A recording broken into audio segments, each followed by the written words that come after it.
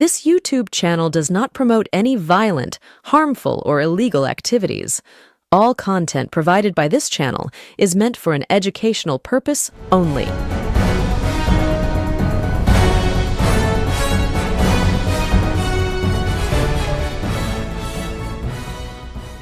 দু 2026 বিধানসভা ভোট আসন্ন, আর বিধানসভা ভোট আসলেই বিজেপির কেন্দ্রের নেতাদের বাংলায় যাতায়াত বেড়ে যায়।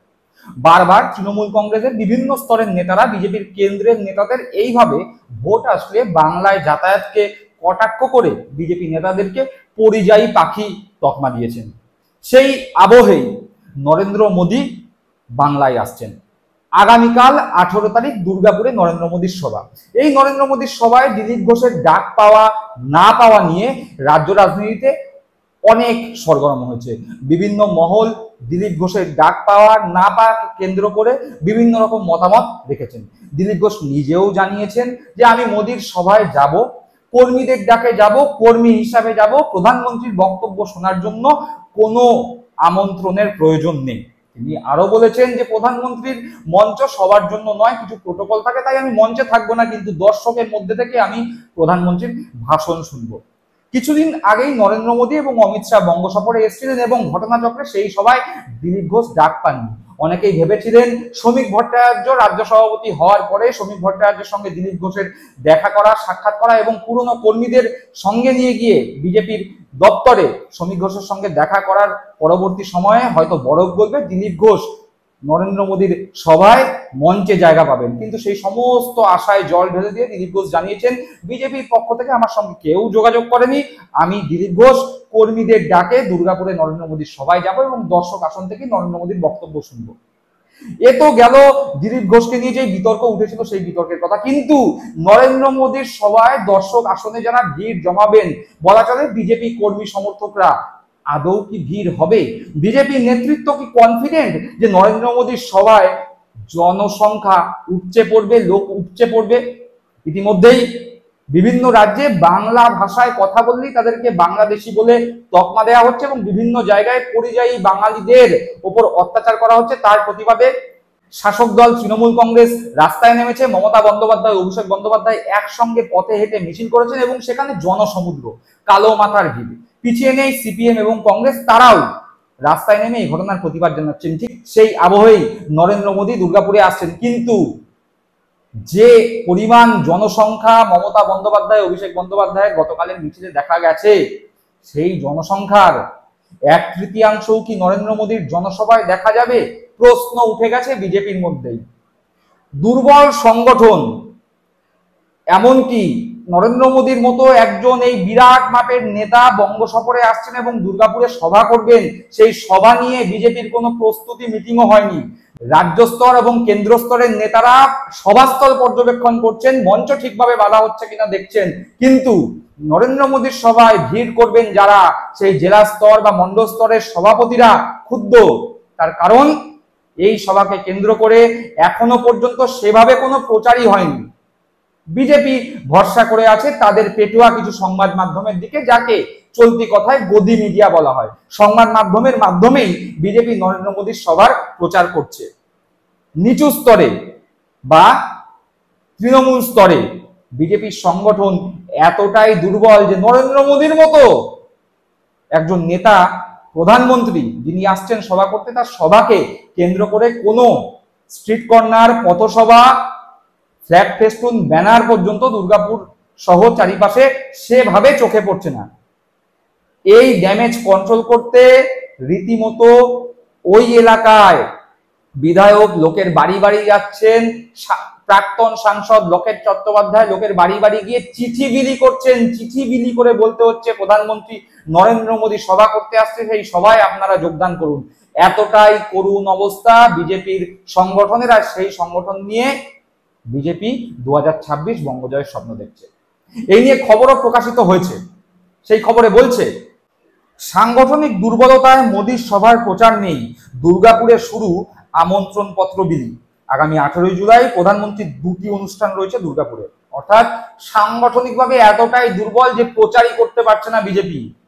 সেই ব্যর্থতা ঢাকতে আমন্ত্রণ পত্র বিলি করতে হচ্ছে। নরেন্দ্র মোদীর মতো একজন মাপের নেতা আসবেন, তার সভায় লোক ডাকার জন্য আমন্ত্রণ পত্র বিলি করতে হচ্ছে কাকে? না বিরোধী দল বিজেপিকে। সংগঠন এতটাই ভঙ্গুর। এই খবরেই উঠে এসছে আরো চাঞ্চল্যকর তথ্য। সেই তথ্য থেকে জানা যাচ্ছে প্রধানমন্ত্রী দুর্গাপুরে আসলেন শুক্রবার। বিজেপির কেন্দ্রীয় ও রাজ্য নেতৃত্ব সভাস্থল পরিদর্শন কিংবা ঘরোয়া বৈঠক করতেই ব্যস্ত। দলের জেলার নেতারা ক্ষুব্ধ। এই অবস্থায় বাড়ি বাড়ি ঘুরছেন নেতারা, বিভিন্ন জায়গায়, বিভিন্ন মহলায়। বুধবার যেমন প্রায় জনা 30-এর বাড়িতে দেয়া হয়েছে আমন্ত্রণ পত্র।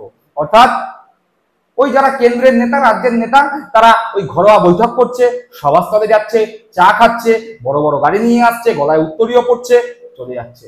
কিন্তু জেলা স্তরের নেতারা বলছে, তারা ক্ষুব্ধ রীতিমতো। তারা বলছে লোক আনবো কি করে, সংগঠনটাই তো নেই।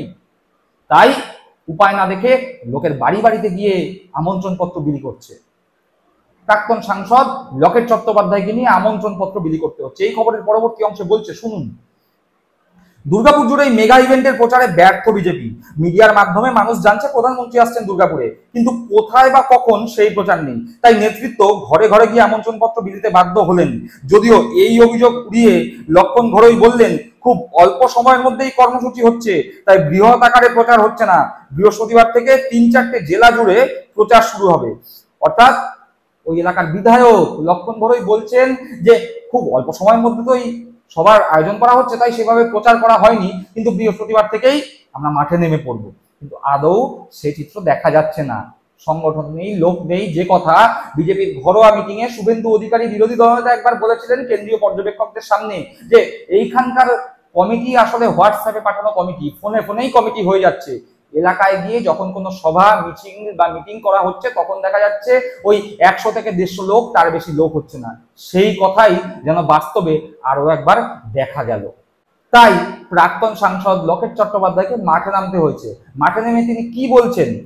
সার্বিক প্রচারে খামতি, দলীয়ভাবে মিটিং মিছিল পথসভা করা যায়নি, তাই বাড়ি বাড়ি প্রধানমন্ত্রীর সভার জন্য আমন্ত্রণ পত্র বিলি বিজেপির। বিধায়ক লক্ষণ ঘরুইকে নিয়ে কার্ড বিলিতে রাজ্য বিজেপির সম্পাদক লকেট চট্টোপাধ্যায়। বুধবার গোপাল মাঠ জুড়ে চলে এই কর্মসূচি। কিন্তু এভাবে কত লোককে টেনে আনা যাবে তা নিয়ে চিন্তায় দল। সত্যি তো, কত লোককে টেনে আনবেন এই চিঠি বিলি করে? সেইভাবে সংগঠন কোথায়? মোদি আসবে, সবাই লোক হবে, মোদি চলে যাবে, সভা থেকে লোকরাও চলে যাবে, কিন্তু ভোট বাক্সে বিজেপির পদ্ম ফুলে প্রতিফলিত হবে কি তাদের মত? শুভেন্দু অধিকারী যতই সাংবাদিকদের সামনে গাল ভরা বক্তব্য রাখুন, যতই বলুন ক্যামেরা বন্ধ করে কারচুপি করেছে, কিন্তু আসলে শুভেন্দু অধিকারী, সুকান্ত মজুমদার, দিলীপ ঘোষ, শ্রমিক ভট্টাচার্য, লকেট চট্টোপাধ্যায়, অর্জুন সিং, শঙ্কুদেব পান্ডা, নানান স্তরের আদি নব্য সমস্ত স্তরের বিজেপি নেতারা জানে বিজেপির সংগঠনটা অন্তঃশ্বাস শূন্য। বাইরে থেকে ঝা চকচকে শপিং মল হলেও ভিতরে যে ওই ঘুণে ধরা বেড়ার পরিকাঠামো, তা বিজেপি এবং বিজেপির কর্মী সমর্থক সকলেই জানেন। তাই বঙ্গজয় যে আগামী 2026-এ অধরাই থেকে যাবে, সে বিষয়ে রাজনৈতিক মহল খুব ভালোভাবেই জেনে গিয়েছেন। আর তাই এখন থেকেই যাতে কর্মীরা হতাশ হয়ে না পড়ে, সেই কারণে শ্রমিক ভট্টাচার্য বারবার বলছে তৃণমূল হারবেই, তৃণমূলকে হারতে হবে, তৃণমূলকে হারাবই। কিন্তু আসলে শক্ত মাটি। দর্শক বন্ধুরা, আপনারা কি মনে করছেন এই ভঙ্গুর সংগঠন নিয়ে মোদি শাহ যতই বাংলায় আসুক, বিজেপি কি আদৌ জিততে পারবে? যদিও যেতে কটা সিট জিতবে? আপনাদের মূল্যবান মন্তব্য কমেন্ট বক্সে কমেন্ট করে জানাবেন। সকলে ভালো থাকবেন, সুস্থ থাকবেন। জয় হিন্দ, বন্দে মাতরম।